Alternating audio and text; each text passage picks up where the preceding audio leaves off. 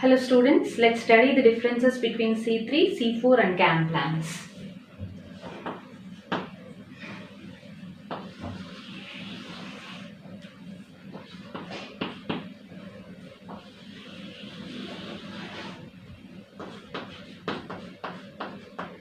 CAM plants.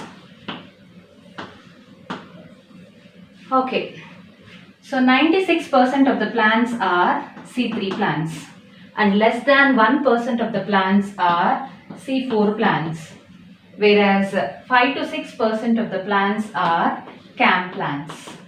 Okay, next difference is in C3 plants, Crohn's anatomy is absent.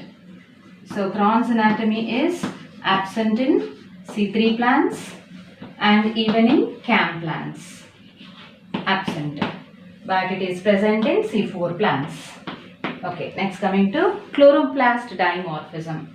So chloroplast dimorphism is absent in both C3 plants and CAM plants. It is present in C4 plants because C4 plants only consist of Crohn's anatomy in which bundle sheath cells are present, and hence chloroplast dimorphism is exhibited by these C4 plants.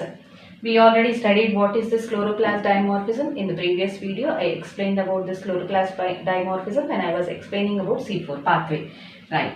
So chloroplast dimorphism is present in C4 plants only. It is absent in C3 plants and CAM plants. Next coming to next difference, that is productivity. So here first photorespiration. Photorespiration is present in C3 plants. It is absent in C4 plants and CAM plants. It is absent in C4 and CAM plants. Next coming to productivity. Productivity is low in C3 plants because of the occurrence of what? Occurrence of photorespiration. Photorespiration is a wasteful process, and during this process energy is utilized. There is no release of energy, there is no synthesis of food. Instead, there is utilization of energy in the form of ATP. So this is a wasteful process. Because of the occurrence of this wasteful process, rate of photosynthesis will be decreased and hence productivity will be low in case of C3 plants. In case of C4 plants, they show highest productivity. Among these C4 plants also, the highest productivity is shown by a plant, that is sugarcane plant. Sugarcane. So sugarcane exhibits highest productivity among all other C4 plants. Next coming to CAM plants. Here also productivity is lower. Productivity is low, but the productivity is lowest in C3 plants. Next coming to this compensation point, carbon dioxide compensation point. So carbon dioxide compensation point in C3 plants is 25 to 100 ppm. 25 to 100 ppm.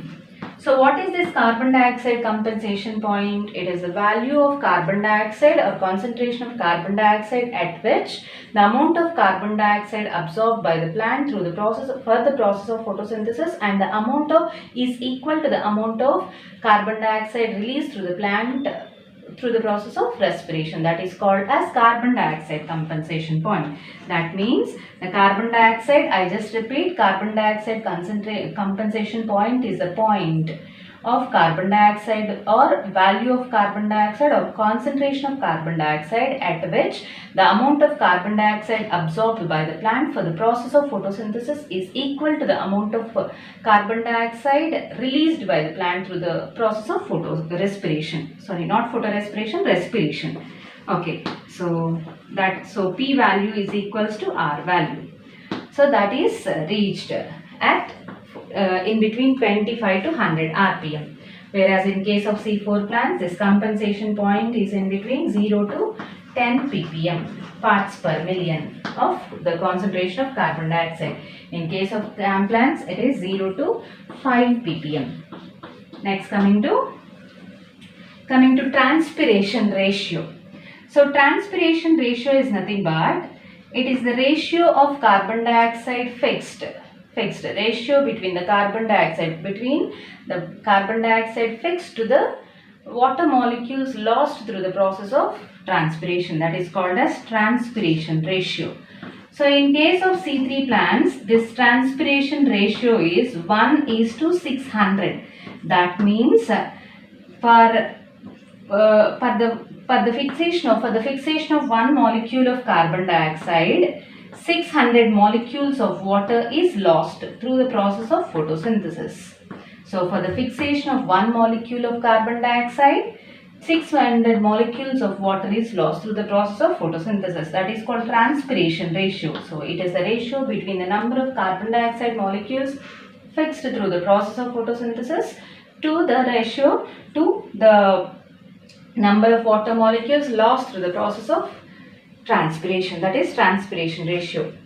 In case of C4 plants, this transpiration ratio is 1:300. That means for the fixation of one molecule of carbon dioxide, 3 molecules of water is lost. So this is transpiration ratio in case of C4 plants. In case of CAM plants, this transpiration ratio is 1:50. 50 CAM plants, they conserve water. Water loss will be reduced because of the adaptations to xerophytic conditions by having thicker leaves or by having sunken stomata which are present in the deeper pits, that too in the lower epidermis. So this is all about the differences between C3 plants, C4 plants and CAM plants, and in the next video I will be explaining about the factors affecting the rate of photosynthesis. Hope you understood all this. Thank you, students.